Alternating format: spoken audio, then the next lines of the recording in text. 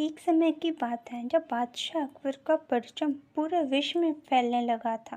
उसी दौरान तुर्किस्तान के बादशाह को अकबर की बुद्धिमत्ता की परीक्षा लेने की सूझी। तुर्किस्तान के बादशाह ने अपने दूत को संदेश पत्र देकर कुछ सिपाहियों के साथ दिल्ली रवाना किया।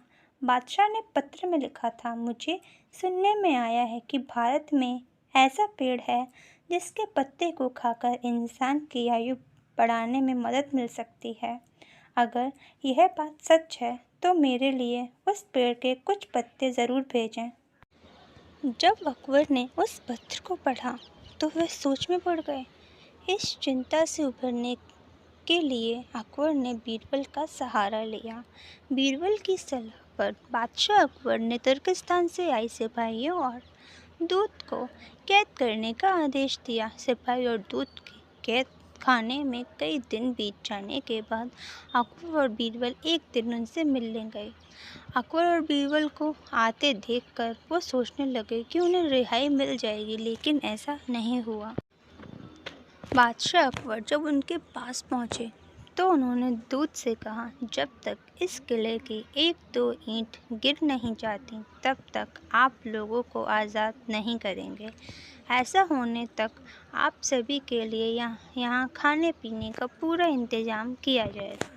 इतना कहकर बादशाह अकबर और बीरबल वहाँ से चले गए। उनके जाने के बाद दूत और सिपाही कैद से निकलने के लिए उपाय सोचने लगे। जब कोई रास्ता नज़र नहीं आया तो भगवान से प्रार्थना करने लगे। जल्द ही उनकी प्रार्थना रंग लाई और कुछ दिनों बाद अचानक तेज भूकंप आया और भूकंप के कारण किले का एक भाग टूटकर गिर गया।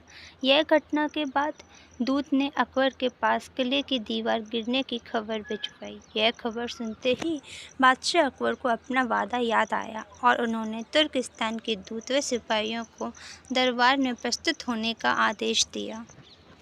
उनके दरबार में पहुंचते ही बादशाह अकबर बोले, अब तो आपको अपने बादशाह द्वारा भेजे गए पत्र का उत्तर मिल गया होगा। अगर अब भी आपको समझ नहीं आया तो मैं समझा देता हूँ।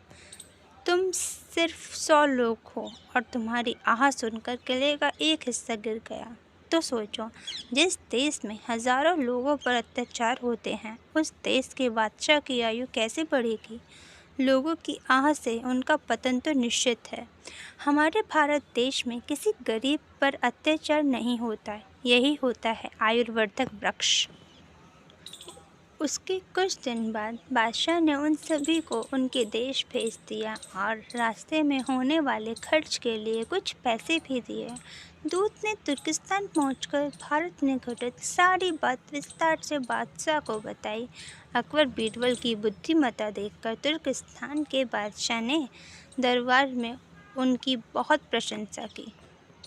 इस कहानी से हमें यह सीख मिलती है कि सभी के साथ प्रेम से रहना चाहिए और कमज़ोर पर अत्याचार नहीं करना चाहिए। साथ ही वही देश तरक्की करता है जहाँ प्रजा सुखी रहती है।